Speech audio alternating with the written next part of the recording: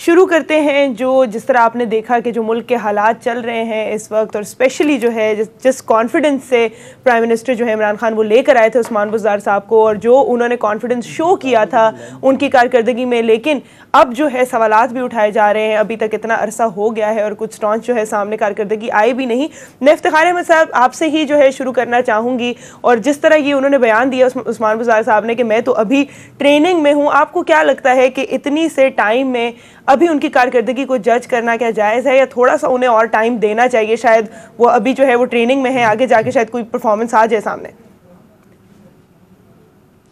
देखिए, जो बातें उस्मान बुज़दार साहब के बारे में की जा रही हैं वो दो नोयत की हैं। एक है कि ये बिल्कुल एक देहाती माहौल से उठा के एक आदमी जिसका डिस्ट्रिक्ट का लेवल भी नहीं था उसको सूबे के लेवल पे लाके बिठा दिया गया। जो शख्स असली तौर पे वहाँ के मुकामी एसी या डीएसपी को दोस्त बना के बड़ा खुश था, उसको आपने सडनली पूरे पंजाब के इख्तियारात दे दिए। एक के उनके ख़िलाफ़ पॉइंट ऑफ व्यू जा रहा है। दूसरा है कि एक पॉइंट ऑफ व्यू पड़ा है कि पीटीआई का कि जी आप इसलिए उसको अच्छा नहीं समझते कि वो टाई नहीं पहनता, वो सूट नहीं पहनता।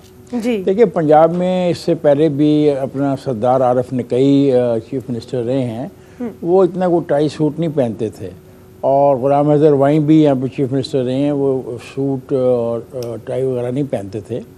लेकिन उनके पीछे एक बैकग्राउंड थी बहुत बड़ी, और उनके तल्लुकात से पूरे पंजाब के अंदर सियासी घरानों से, सियासी वर्कर्स के साथ, और वो इंतज़ामी अमूर के ऊपर काबू रखते थे, क्योंकि अपनी अपनी जमातों में उन्होंने काफ़ी काम भी किया था जिसको आप ऑफिस वर्क कहते हैं। एक तजुर्बा था। मसला ये हो गया कि ये तासर बड़ा पक्का होता जा रहा है कि उस्मान बुज़दार को उनके सेक्रेटरी चला रहे हैं, जो उनके हैं अपना सीएम हाउस के सेक्रेटरी।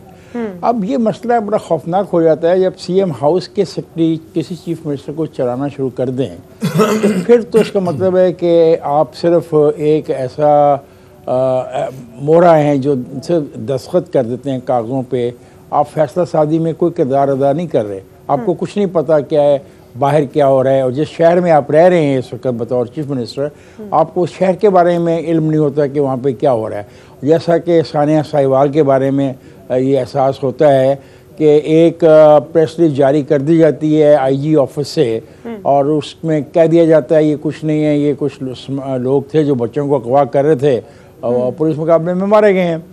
ऐसा हो नहीं सकता था, क्योंकि अगर चीफ मिनिस्टर हर वक्त अटेंटिव हो, जैसे होता है, मैं ये नहीं मानता कि चीफ मिनिस्टर के इल्म में नहीं लाया जाता, ये एक असूल है कि जब जो वाक़या ऐसा बड़ा हो वो फिल फौर चीफ मिनिस्टर के इल्म में लाया जाएगा।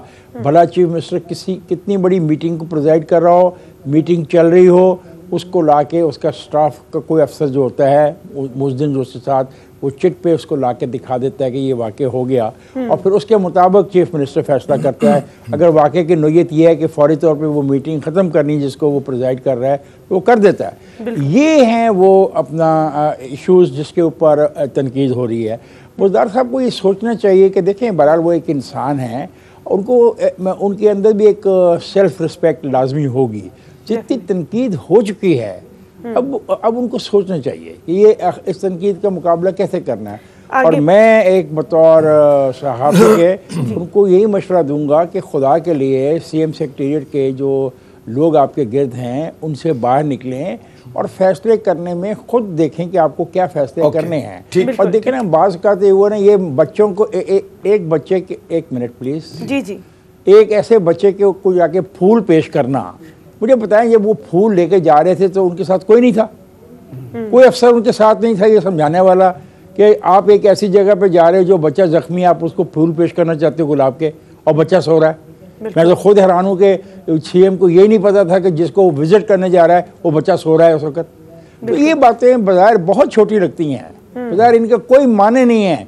लेकिन मैं आपको बताऊँ, जब आप हुकूमत चला रहे होते हैं, जब आप पंजाब जैसे सूबे को चला रहे होते हैं, तो वहाँ पे आपको बड़ा एक्टिव होना पड़ता है, शार्प होना पड़ता है, और आपको फैसले खुद करने पड़ते हैं। ठीक है, ये जो सेक्रेटरीज होते हैं ये आपकी मदद के लिए हैं, ये बहुत सी बातें कहते हैं, ये बहुत सी बैकग्राउंड से आते हैं, लेकिन फैसला आपको करना है।